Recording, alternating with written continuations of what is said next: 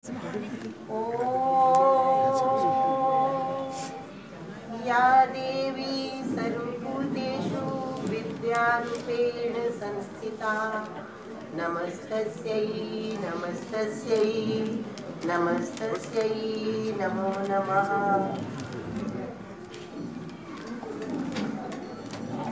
कार्यक्रम की मुख्य अतिथि श्रीमती कविता जैन महोदया, कार्यक्रम की अध्यक्ष डॉक्टर पूनम बहमनी जी, मंच पर स्थित विशिष्ट अतिथिगण doctor Savita Badgujar, doctor Richa Pawar, doctor Sunita Mehra,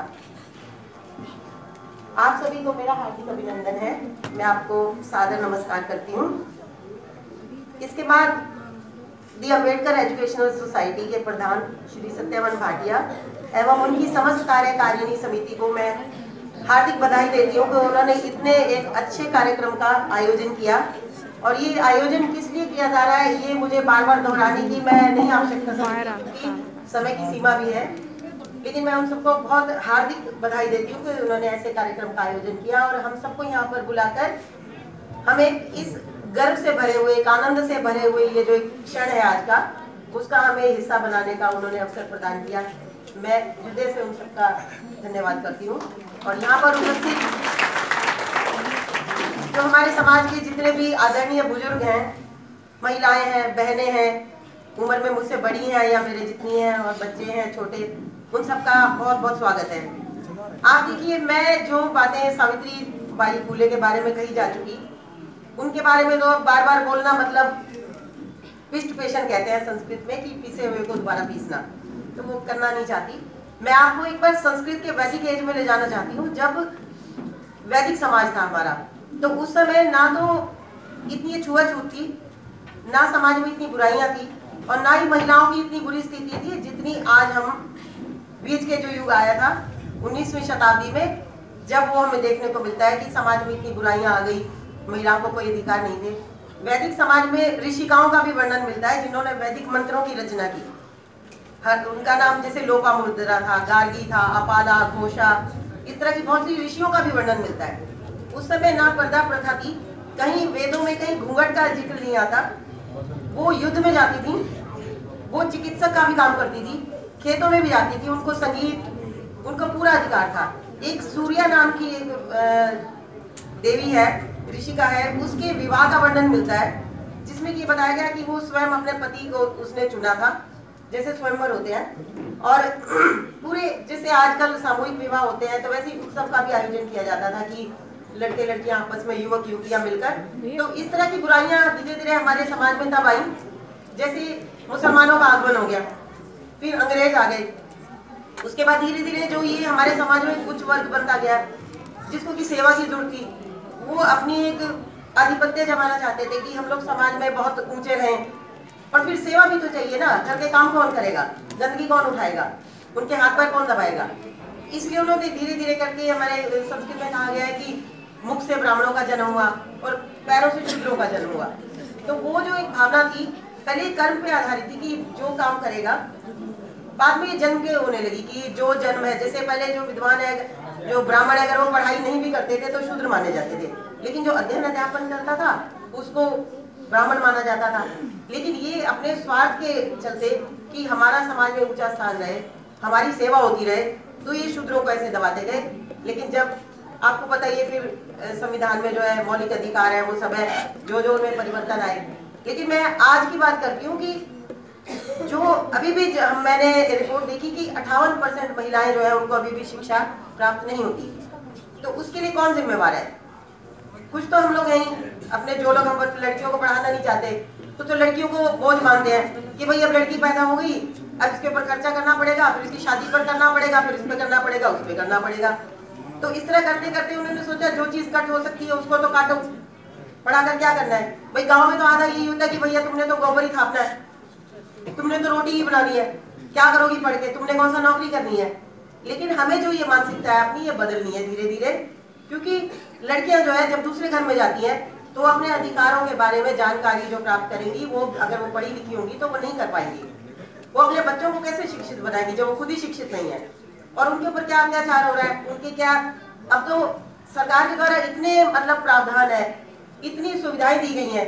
आप देखिए बेटी बचाओ बेटी पढ़ाओ जो चला था 22 जनवरी 2015 से लॉन्च किया था, पानीपत में किया था। वो किस लिए कि हरियाणा में सबसे जो लिंग अनुपात है जिसे हम सेक्स रेशियो कहते हैं वो सबसे ज्यादा लो थी, 876 थी 1000 लड़कों के पीछे 2015 में।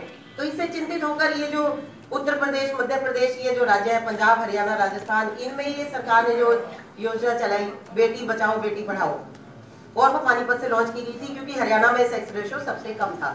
लेकिन उसके बाद अभी बताते हैं कि इम्प्रूवमेंट आ रही है। अभी धीरे 2017 में 914 आ चुका है, 876 पे जो आंकड़ा था 1000 लड़कों के पीछे। तो इस तरह लड़कियों को जब तक हम आगे नहीं बढ़ाएंगे, और जो ये पुरुष प्रधान हमारा समाज है उनसे भी आप देखिए कि मतलब नारी के बिना कहीं काम नहीं चलता। मैं तो अपने गांव में, मेरी जो ससुराल है वो भी गांव में है, लेकिन मैं सबसे ज्यादा उनको कहती हूँ कि जब किसी बात पे फैसला करना होता है तब तो आप महिलाओं को पीछे रख देते हो, लेकिन आप देखिए गांव में भी, क्योंकि उसे पता था कि जो शिक्षा है वही सबसे सुधार की, वही एक औजार है, वही उसका इलाज है इस बीमारी का, जो कि चाहे औरत थे चाहे आदमी थे। हम औरतों को लेकर बैठे हुए हैं, लेकिन आदमियों को भी कहाँ पढ़ने का अधिकार था, शूद्रों को पढ़ने का अधिकार नहीं था। जो उन्हें ठेका ले रखा था ऊपर वाले वर्ग ने कि हम ही पढ़ाई लिखाई करेंगे, हम ही नौकरियां करेंगे, हम ये सब करेंगे, हम ही सेवा करवाएंगे। तो ऐसा नहीं कि महिलाओं के ऊपर अत्याचार थे, पूरे समाज ही डूबा हुआ था उस समय। तो बस मैं आप लोगों से यही एक अर्ज करना चाहती हूँ, यही मेरी गुजारिश है, एक रिक्वेस्ट है कि लड़कियों को आगे बढ़ाओ। लेकिन लड़कियों को आगे बढ़ाना एक और भी समस्या, आजकल तो लड़कियों के प्रति इतने अत्याचार हो रहे हैं, कहीं कुछ है कहीं कुछ है, आप डेली खबरें सुनती हैं। तो वो हमें अपनी सरकार से और जो ये पुरुष वर्ग है, लड़के हैं, उन्हीं से हमें वो उम्मीद करनी पड़ेगी कि वो लड़कियां सेफ भी रहे। अब मान लो आप लड़कियों को नौकरी के लिए निकाल रहे हैं बाहर, तो शाम की भी शिफ्ट हो सकती है, सुबह की भी हो सकती है। तो वो किसी भी स्थिति में अगर लड़कियां सुरक्षित नहीं है तो वो भी थोड़ा घर वालों को डर लगता है कि भाई हमारे समाज में तो ऐसा एक बार कुछ गड़बड़ हो गई तो फिर हमेशा के लिए बदनामी बन गई। ये कोई विदेशी समाज तो है नहीं कि कुछ भी ऐसा चलता है। तो ये पूरे समाज में, पूरे मतलब मानसिकता में एक परिवर्तन आने की बहुत बड़ी मतलब एक आवश्यकता है। ठीक है, जिन लोगों ने जो महान आत्माएं थी, हमारे उपनिषदों में कहते हैं कि ब्रह्म का जो ज्ञान है वो किसी विशेष व्यक्ति को देता है, जिसमें ब्रह्मा जो ईश्वर है वो अपनी कृपा दृष्टि करता है।